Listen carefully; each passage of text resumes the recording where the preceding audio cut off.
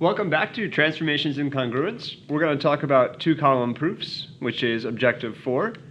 In a two-column proof, we're given some information about a geometric figure, and after we're given that information, we're asked to prove or find something else.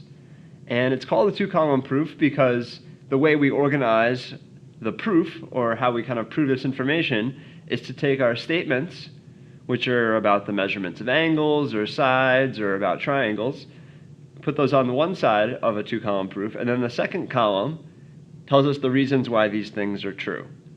So you'll see in a proof we're given some information, and we'll kind of go through, and as you do a two-column proof, you want to mark off the information that's true. After you mark off the information that's true, well, you'll be asked to find out a blank or a question mark. So in the questions for objective number 4, you'll be asked to kind of prove, after we have some information, why is a triangle congruent to another triangle. So we'll start off with, on this problem, the first thing that they tell us is that angle NKL is, so angle NKL we'll mark in red. That's angle N to K to L. It's going to be this angle up here. Is congruent to angle NJM. So N to J to M, so that kind of makes sense. The angle on the top of each triangle is congruent. And that was something that was given to us at the beginning, so the reason why is it was given. Then we'll go to our next piece of information. It says that KL, so this is a side from K to L, is congruent. So I'm going to put one mark on that side, is congruent to JM. So JM would be from J to M. That's going to be congruent. All right, and again, that was something that was given to us. Now, what's our third piece of information? Next, it tells us angle JNM. We'll do this one in purple. Angle JNM from J to N to M. J to N to M. It's going to be this angle right here. I'm going to use 2 marks. It's a little different than this angle over here. Okay, so angle JNM is congruent to angle KNL, K to N to L. Well, that makes sense. That's that same angle. So this angle right here is the same in both triangles. That's because of the reflexive property.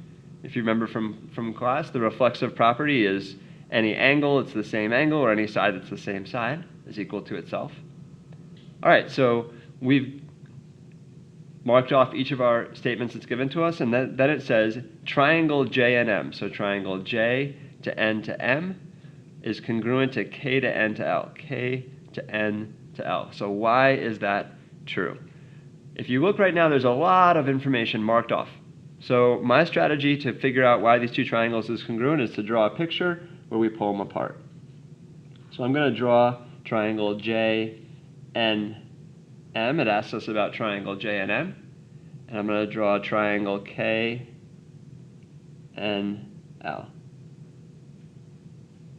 So KNL.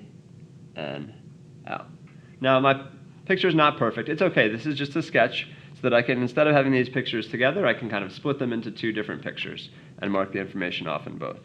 So we said JM over here is congruent to KL. We said this angle down here, angle KNL is congruent to JNM. And we also said that this angle over here, angle NJM, is congruent to NKL.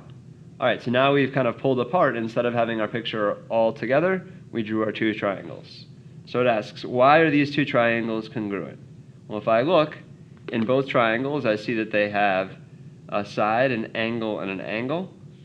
Side and angle and angle, or we can think about that as angle, angle, side. So the reason these 2 triangles are congruent is because of angle, angle, side. The last thing, that this is after the question mark, so we can't mark this off on our picture. It says LN is congruent to MN, but now we can say, okay, that makes sense. LN is congruent to MN. So that makes sense. If these 2 triangles are congruent, they would be the same. All right, go ahead and try the second one. You can pause it and try it on your own. All right, welcome back. If you mark off AB is congruent to DE,